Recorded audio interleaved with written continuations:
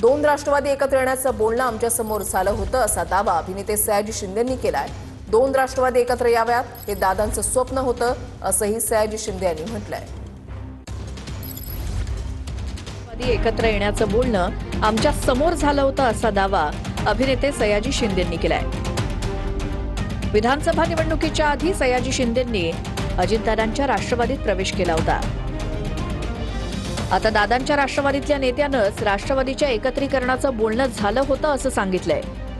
इतकंच नव्हे तर दोन राष्ट्रवादी एकत्र याव्यात हे अजितदादांचं स्वप्न होतं असं देखील सयाजी शिंदे म्हणाले। सयाजी शिंदेंनी सहयोग सोसायटीत जाऊन अजितदादांना श्रद्धांजली अर्पण केली आणि सुनेत्रा पवारांचीही त्यांनी भेट घेतली। म्हणजे आमच्यासमोर बोलणं झालं होतं की हे आता एकत्रपणे सुरू होईल सगळं, पण आता ते अचानक असं झाल्यामुळे आता काय नक्की तर कोणी काय न उठवता, कोणी काही त्याला वेगळ्या मार्गी न लावता दोघांनी एकत्र येऊन पुढे काम हे पुढे जावं तर महाराष्ट्र चांगला राहील। त्यांची स्वप्न ही आपण सगळ्यांनी स्पेशली सुनेत्रा वहिनी आणि सुप्रियाताई हे पवार असतील यांनी पुढे न्यायला पाहिजेत।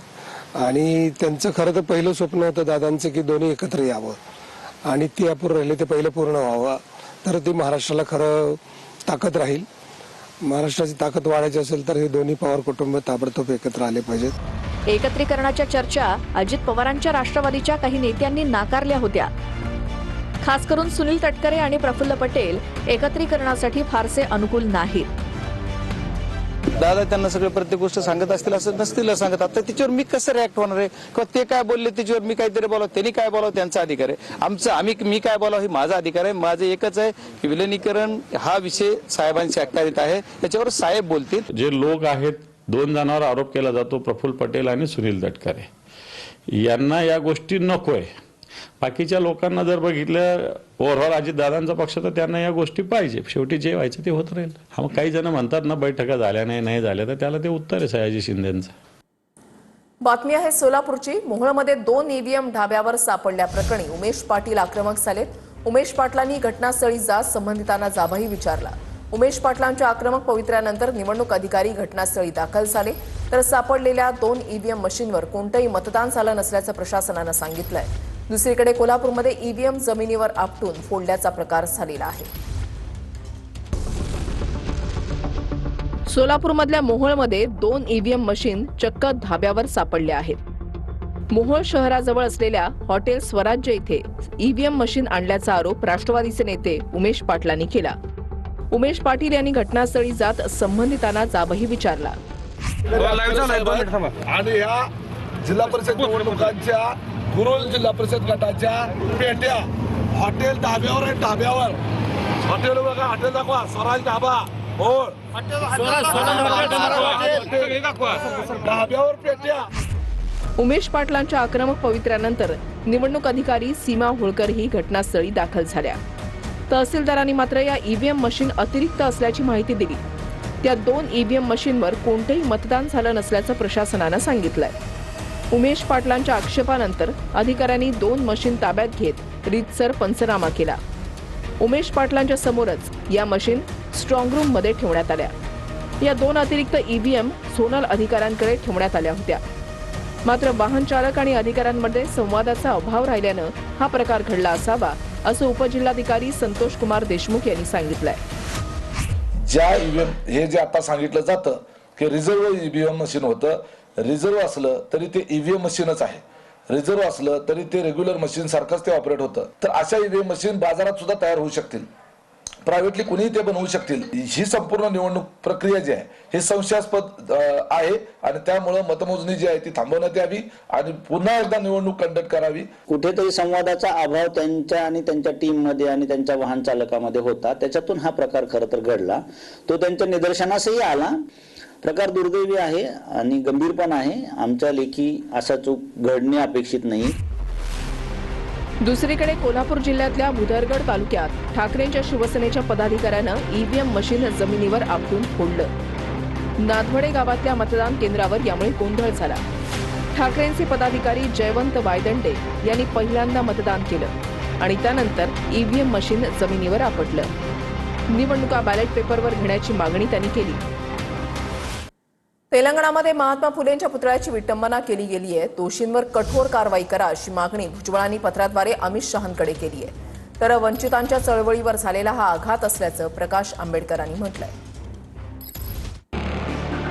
तेलंगणाच्या संगारेड्डी जिल्ह्यामधल्या तेल्लापूर गावात महात्मा फुलेंच्या पुतळ्याची काही समाजकंटकांनी विटंबना केली. समाजकंटकांनी पुतळा पाडण्याचा प्रयत्न केला. याविरोधात देशभरात तीव्र संताप व्यक्त होतोय. मंत्री छगन भुजबळ यांनी केंद्रीय गृहमंत्री अमित शहांना पत्र लिहून दोषींवर कारवाई करण्याची मागणी केली आहे. दोषींवर कठोर कारवाई करा. तेलंगणातला महात्मा फुलेंच्या पुतळ्याची विटंबना म्हणजे सामाजिक विचारांवर हल्ला. हा हल्ला सामाजिक समतेवरचा घाला आहे असं भुजबळ म्हणाले. प्रकाश आंबेडकरांनीही या घटनेतल्या दोषींवर कारवाई करण्याची मागणी केली आहे. हा केवळ महात्मा ज्योतिबा फुलेंवर झालेला हल्ला नसून दलित, आदिवासी आणि ओबीसी समाजावर झालेला हल्ला आहे. आरएसएसला महात्मा फुले, सावित्रीबाई फुले आणि डॉक्टर बाबासाहेब आंबेडकरांच्या विचारधारेचा तिरस्कार वाटतो. आरएसएसला फक्त मनुवाद आणि ब्राह्मणवादावर प्रेम आहे. हा हल्ला वंचितांच्या आणि बहुजनांच्या समतेच्या चळवळीवर झालेला आघात आहे. हा देश फुले, शाहू आणि आंबेडकरवादी विचारधारेनं चालेल, मनुवादानं नाही, असं ट्विट प्रकाश आंबेडकरांनी केलंय. नाही, प्रकाश आंबेडकरांना RSS शिवाय काही दिसत नाही. आता पुतळ्याची विटंबना झाली हे चुकीचं आहे. त्याचा शोध घेऊन संबंधितांवर कडक कारवाई त्या ठिकाणी होईल. आता RSSचा काय या ठिकाणी विषय आला? तिथे सरकार कोणाचं आहे? तेलंगणाला. त्याच्यामुळे मला वाटतं केवळ RSS द्वेष हा काही लोकांच्या नसानसात भरलेला आहे. त्यापैकी प्रकाश आंबेडकर एक प्रमुख आहेत. छगन भुजबळांनीच आक्रमक झालं म्हणजे अशातला भाग नाही. महात्मा फुले आपल्या या महाराष्ट्राची नव्हे देशाची अस्मिता आहे. त्यामुळे अशा पद्धतीनं जे कोणतं सरकार तिथे असेल त्यांनी चौकशी केली पाहिजे. जे काही दोषी त्याच्यावर ताबडतोब कारवाई केली पाहिजे. संघामुळेच भाजपला अच्छे दिन आल्याचं सरसंघचालक मोहन भागवत यांनी म्हटलंय. संघाचा सरसंघचालक हिंदू असेल, मग तो SC किंवा STचाही असू शकतो, असंही मोहन भागवत यांनी स्पष्ट केलंय. तर दुसरीकडे सलमान खानचं RSSच्या व्यासपीठावर स्वागत झालं. यापुढे मुस्लिमांनाही खुलं आमंत्रण आहे का, असा सवाल राऊतांनी विचारलाय. भाजप सत्तेमध्ये आल्यामुळे संघाचे चांगले दिवस सुरू झालेत का, असा सवाल करताच याच्या उलट असल्याचं मोहन भागवत म्हणाले. संघामुळे भाजपला अच्छे दिन आले असून आमच्या मेहनतीमुळे चांगले दिवस सुरू झाल्याचं मोहन भागवत म्हणाले. यावेळी सरसंघचालक हा हिंदू असेल, मग तो SC किंवा STचा पण असू शकेल, असं मोहन भागवत म्हणाले. भाजपा का सत्ता में आने से हमारे अच्छे दिन शुरू हुए, ऐसा नहीं है, उल्टा है.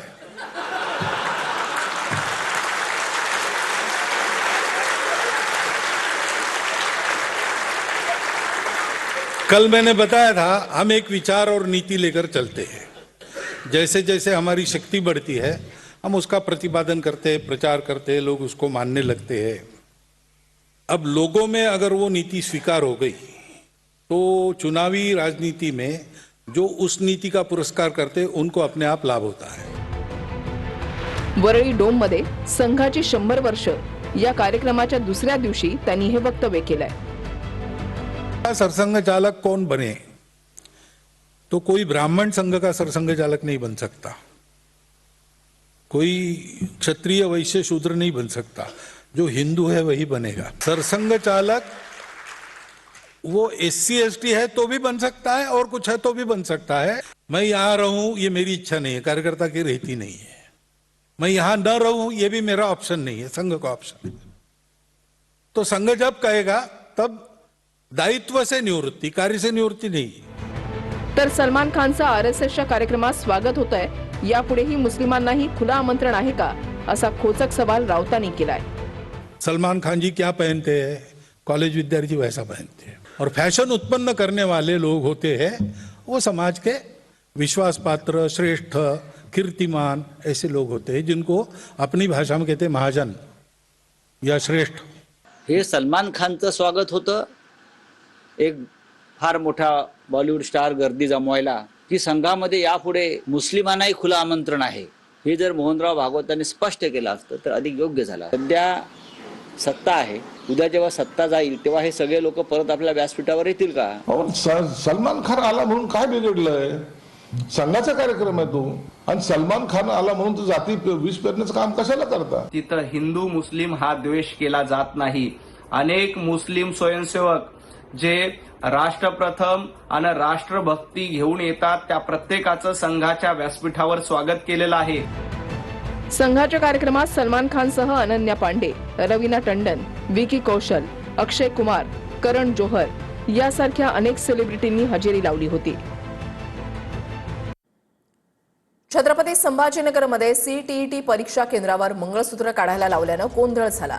मंगळसूत्र काढायला लावल्यानं महिला विद्यार्थी आक्रमक झाल्यात. दरम्यान सरकारनं नियमावली बदलावी अशी मागणी अंबादास दानवेंनी केली आहे. तर मंगळसूत्र काढून घेणं योग्य नाही, चौकशी केली जाईल असं मुख्यमंत्री फडणवीसांनी म्हटलंय. सीटीईटी अर्थात केंद्रीय शिक्षक पात्रता परीक्षेच्या वेळी छत्रपती संभाजीनगरमधनं एक वेगळाच प्रकार समोर आलाय. मंगळसूत्र जोडवे काढण्याचे शासनाचे आदेश आहेत का? नाही. सुरक्षेच्या नावाखाली अनेक महिला परीक्षार्थींना गळ्यातलं मंगळसूत्र, कानातले, नाकातले दागिने काढण्यास सांगितलं गेल्यामुळे अनेक महिलांनी यावर संताप व्यक्त केला. मंगळसूत्र जोडवे काढण्याचे शासनाचे आदेश आहेत का? नाही. मंगळसूत्र व्हिडिओ काढायला सांगितलं ना परीक्षार्थ्यांना? मंगळसूत्र वगैरे काढत नाही, डायरेक्ट अशा पद्धतीने अन्याय केला जातोय. भारतात परीक्षा आहे का काय आहे? या ठिकाणी महिलांना घाणेरडी वागणूक दिल्या जाते. कानातले व्हिडिओ काढून महिलांचं सील करण्याचा प्रयत्न केला जातोय. अत्यंत घाणेरडी वागणूक आहे. आम्ही आता निषेध करू. अशा प्रकारे घाणेरड्या प्रकारे कृपया करून इथे गोंधळ करू नका. कृपया करून इथे गोंधळ करू नका. परीक्षा केंद्रावर कोणत्याही धातूच्या वस्तू नेता येणार नसल्याचा नियम परीक्षकांकडूनच सांगितला गेला. मंगळसूत्रासह इतर कोणतेही दागिने गळ्यात असतील तरी परीक्षेला बसू दिलं जाणार नसल्याच्या सूचना दिल्यामुळे महिलांची तारांबळ उडाली. त्यामुळे अनेक महिलांना मंगळसूत्र काढून परीक्षेला बसावं लागलं. ज्या महिलांसोबत नातलग आले होते त्यांनी दागिने संबंधितांकडे सोपवले. मात्र परीक्षेला एकट्या आलेल्या महिलांची फजिती झाली. हिंदुत्ववादी सरकार आहे असं म्हणतात. हे सरकार हिंदुत्ववादी म्हणत असताना मंगळसूत्र, चक्क मंगळसूत्र उतरवायला प्रत्येक ठिकाणी सांगितलं गेलं. याची दखल सरकारने त्वरित घ्यावी, संबंधितावर कारवाई करावी. अनेक अशा प्रकारचे अनुभव त्यांना आले की वेगवेगळ्या गोष्टींमध्ये काही इक्विपमेंट लपवले जातात आणि त्यातनं चिटिंग केलं जातं. तथापि अशा पद्धतीनं करणं हे योग्य नाही आहे. त्यामुळे या संदर्भात आधीच याची काळजी घेणं हे गरजेचं असेल. योग्य सूचना दिल्या जातील आणि याची चौकशी केली जाईल. लग्न झालेल्या विवाहित मुलींनी पुढचा अभ्यास करू नये किंवा परीक्षा देऊ नये, म्हणजे हे तर कोणाचं हे दिव्य विचार आहे त्यांचे. मी सगळी माहिती घेतो आणि जो असेल ना हे याला त्या पोरीला परीक्षेपासून वंचित ठेवला असेल त्या अधिकाऱ्याला जोड्याने मारलं पाहिजे असं मी सांगतो. आणि जोड्याने जो मारून येईल त्याला 25,000चं वगैरे बक्षीस ठेवू आम्ही. आता बातमी आहे यवतमाळ जिल्ह्यामधून. उर्दू शाळेमध्ये पाकिस्तानी गाण्यावर विद्यार्थ्यांनी नृत्य केलेलं आहे. उमरखेडमधील अब्दुल गफूर शहा नगर परिषद उर्दू शाळेमधला हा प्रकार आहे. उमरखेडचे भाजपचे नेते गोपाळ कलानेंकडून पोलिसात तक्रार देण्यात आली आहे. हे गाणं पाकिस्तानसाठी लष्करी स्फूर्ती गीत म्हणून ओळखलं जातं.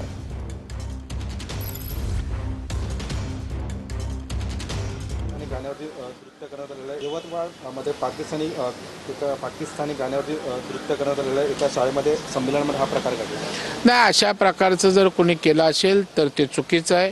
त्यावर कडक कारवाई त्या ठिकाणी झाली पाहिजे. बारामतीच्या नटराज कला दालनामध्ये दिवंगत उपमुख्यमंत्री अजित पवारांच्या जीवन प्रवासाचं दर्शन घडवणाऱ्या दुर्मिळ छायाचित्रांचं प्रदर्शन भरवण्यात आलंय.